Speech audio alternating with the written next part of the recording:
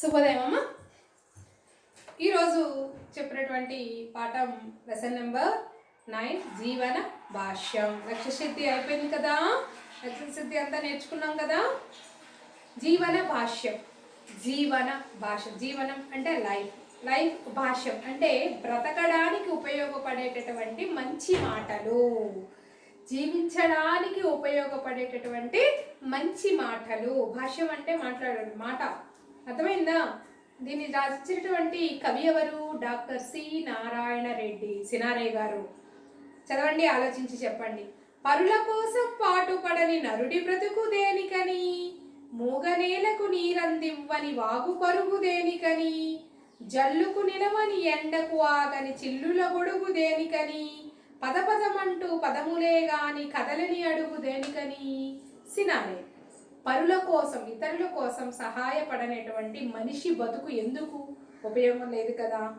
మూగ నేలకు నీరందివ్వని, ఎండిపోయి వాడిపోయి ఉన్నటువంటి నేలకు కొంచెం కూడా ఉపయోగపడినటువంటి వాగు పరుగు దేనికి,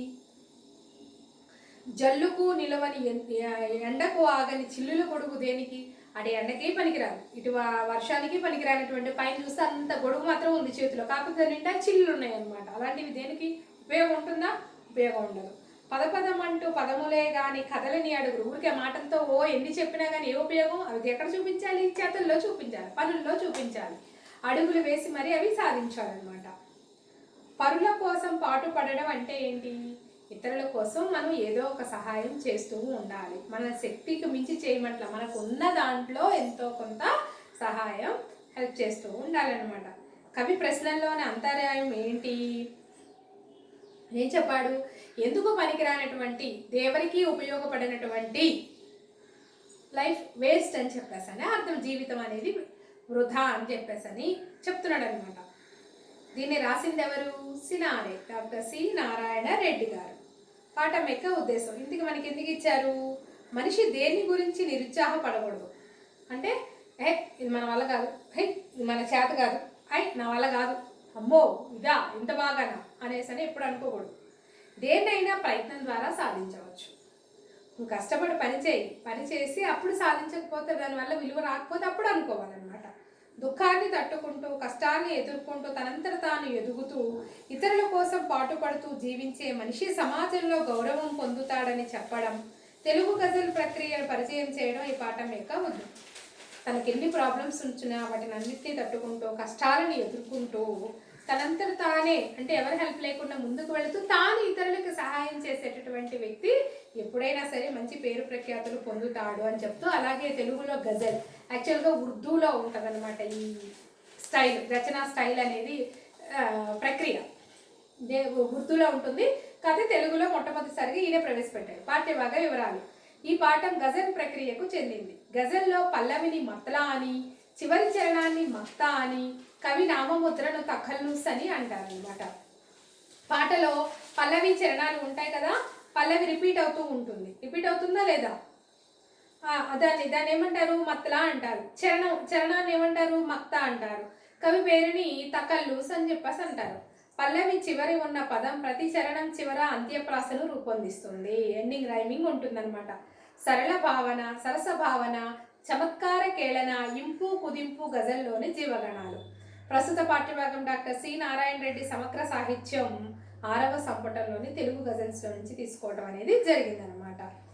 సరస భావన అంటే కాస్త ఏడిపిస్తున్నట్టు, చమత్కారం టీచ్ చేస్తున్నట్టు ఉంటుంది. ఇంపు వినడానికి అందంగా ఉంటుంది. కుదింపు ఎక్కువ ఉండదు అనమాట, చాలా తక్కువ ఉంటాయి మాటలు అనమాట. ఇది గజల్ యొక్క మెయిన్ ప్రక్రియలో ఉన్నటువంటి ముఖ్యం. అంటే గజల్ రాయాలనుకున్న వాళ్ళు ఈ వీటిని మైండ్లో పెట్టుకొని రాస్తూ ఉండాలన్నమాట. అది రూల్స్, గజల్ యొక్క రూల్స్.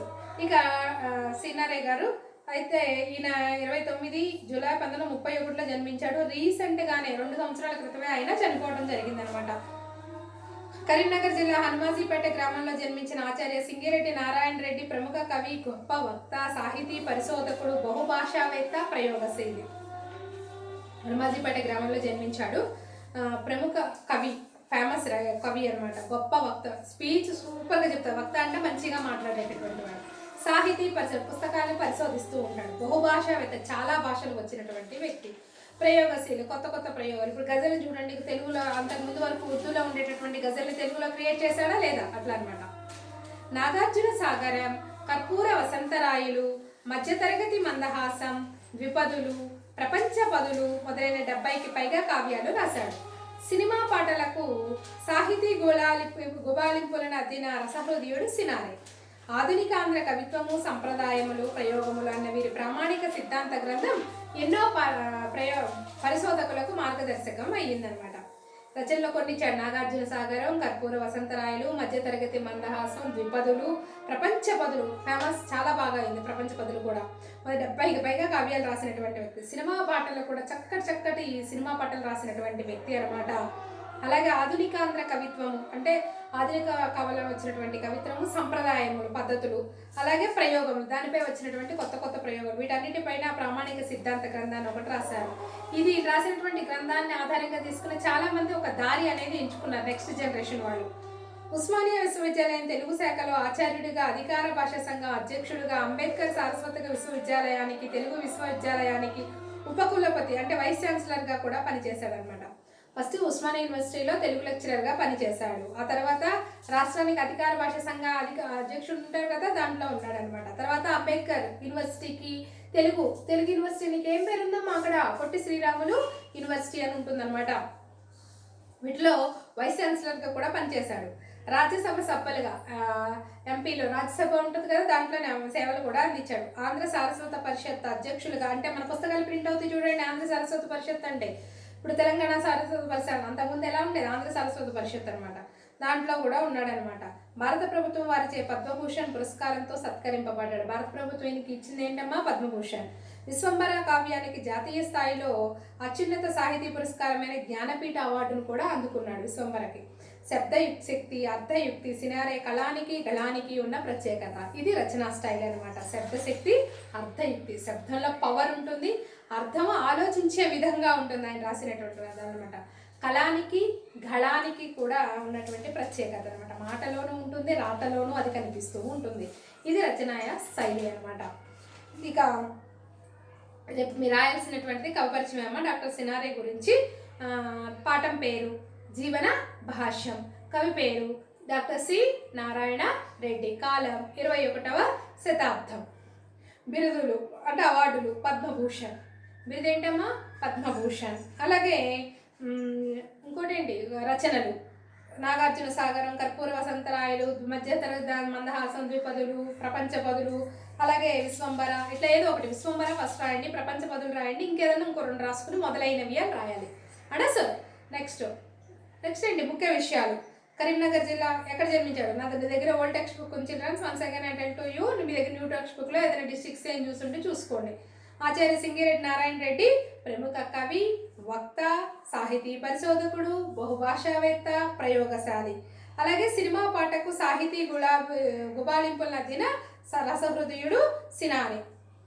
అలాగే ఉస్మానియా యూనివర్సిటీలో లెక్చరర్, ఆచార్యుడిగా, అధికార భాషా సంఘ అధ్యక్షుడుగా, తెలుగు విశ్వవిద్యాలయానికి, అంబేద్కర్ విశ్వవిద్యాలయానికి ఉపకులపతిగా కూడా పనిచేశాడు. రాజ్యసభ సభ్యులుగా సేవలు అందించాడు. క్లియర్. నెక్స్ట్ రచనా శైలి. శబ్దశక్తి, అర్ధయుక్తి, సినారే కళానికి గళానికి ఉన్న ప్రత్యేకత. ఇది రచనా శైలి. నెక్స్ట్ ఉదాహరణ లెసన్ విన్నాక మీరు ఆ సెంటెన్స్కి సంబంధించి ఏదైతే వస్తుందో అది రాసుకుందాం. ఉదాహరణకి ప్లేస్ అట్ పెట్టుకోండి. Okay, once again repeat. పాఠం పేరు జీవన భాష్యం, కవి పేరు డాక్టర్ సి నారాయణ రెడ్డి, కాలం 21వ శతాబ్దం, బిరుదు పద్మభూషణ్, రచనలు విశ్వంబర, ప్రపంచ పదులు, అలాగే నాగార్జున సాగరం, మధ్యతరగతి మందహాసం మొదలైనవి. ముఖ్య విషయాలు. కరీంనగర్ జిల్లా హనుమాజీపేట గ్రామంలో జన్మించిన ఆచార్య సింగిరెడ్డి నారాయణ రెడ్డి ప్రముఖ కవి, గొప్ప వక్త, సాహితీ పరిశోధకుడు, బహుభాషావేత్త, ప్రయోగశీలి. సినిమా పాటలకు సాహితీ గుబాళింపులద్దిన రసహృదయుడు సినారె. ఉస్మానియా విశ్వవిద్యాలయంలో ఆచార్యుడిగా, అలాగే అంబేద్కర్ తెలుగు యూనివర్సిటీకి వైస్ ఛాన్సలర్గా, రాజ్యసభ సభ్యులుగా ఎన్నో సేవలు అందించాడు. నెక్స్ట్ రచనా శైలి. శబ్దశక్తి, అర్ధయుక్తి, సినారే కళానికి గళానికి ఉన్నటువంటి ప్రత్యేకత. ఇది రచనా శైలి. నేను ఏ రకంగా అయితే మెన్షన్ చేశానో డెఫినెట్గా ఇదే విధంగా నాకు నోట్స్ రాసి పంపించాలి. ఏ మాత్రం మీరు క్వశ్చన్ బ్యాంకులో కనుక చూసి రాశారా, ఆల్రెడీ మీకు న్యూస్ వింటున్నారు 18th నుంచి స్కూల్స్ అని చెప్పేసాను. 18th నుంచి ఒక్కొక్క 2-3 days అటు ఇటు అయితే అవ్వచ్చు, కానీ డెఫినెట్గా 10th వాళ్ళకైతే స్కూల్స్ అయితే ఓపెన్ అవుతాయి. తేడా కనిపించింది అంటే నోట్బుక్స్ మాత్రం ఇప్పుడు 0 marks. Keep it in mind childrens. Clear? అలాగే మొత్తం రీఓపెనింగ్ డేనే ఎవరైతే వస్తారో వాళ్ళకి మార్కులు చూసి చెప్తున్నాను కదా, అప్పటి వరకు పెండింగ్ ఉన్న ఏదైనా ఉన్నా కూడా ఈలోపు కంప్లీట్ చేసుకోండి.